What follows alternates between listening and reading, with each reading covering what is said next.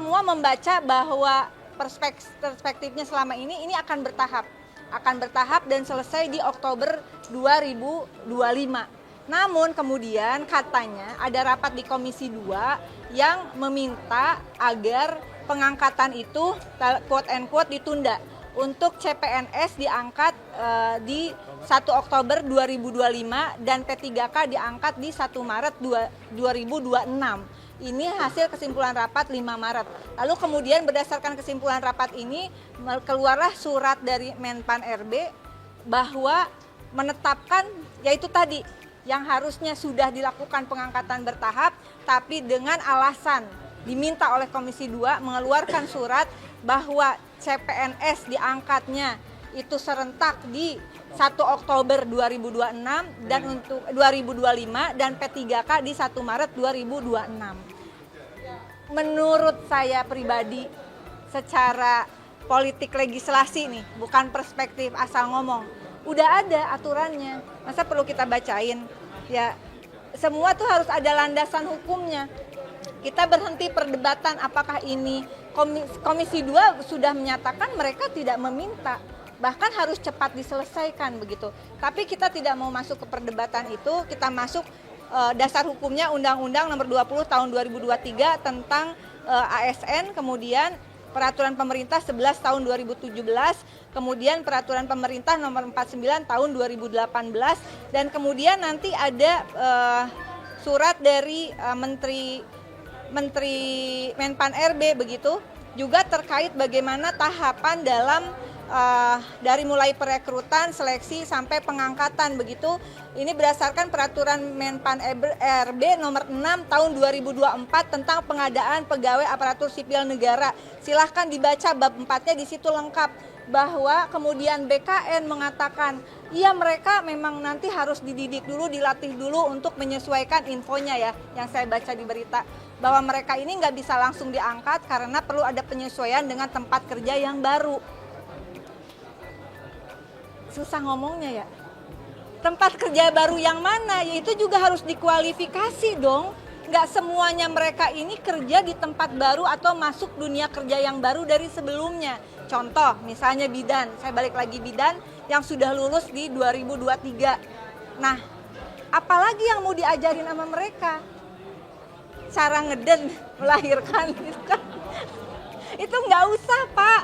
Nggak usah nih BKN, mereka ini saat ini juga udah kerja, juga para guru saat ini juga udah kerja. Nggak mungkin nih sambil nunggu pengangkatan mereka tidak memberikan pelayanan, nggak mungkin. Silahkan dicek di fasilitas kesehatan, di sekolah-sekolah, mereka yang lolos untuk CPNS maupun P3K hari ini masih kerja. Zolim namanya kalau orang yang sudah lolos ujian dan ternyata masih kerja untuk negara, pengangkatannya ditunda. Sekarang masalahnya apa? Anggaran misalnya. Ayo omongin baik-baik, terus terang aja terbuka.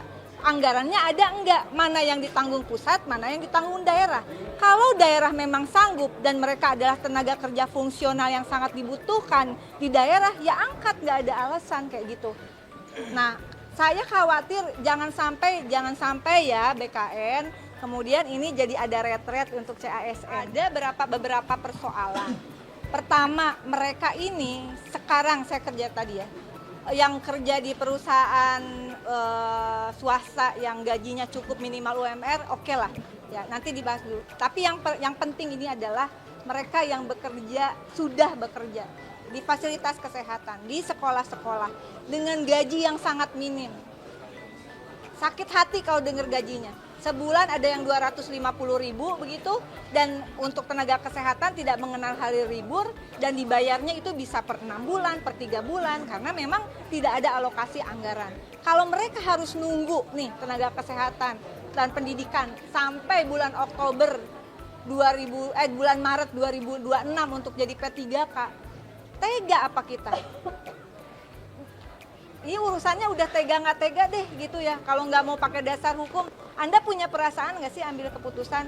Kemudian mereka yang ini ada yang CPNS atau P3K yang mereka dari pekerjaan sebelumnya sudah resign karena mereka mundur mereka artinya sudah kehilangan pekerjaan, yang harusnya mulai Maret ini tadinya kabarnya akan diangkat, begitu nunggu sampai bulan Oktober 2025 berapa bulan. Ini juga boleh dong curiga dikit ya, apa ngindarin THR?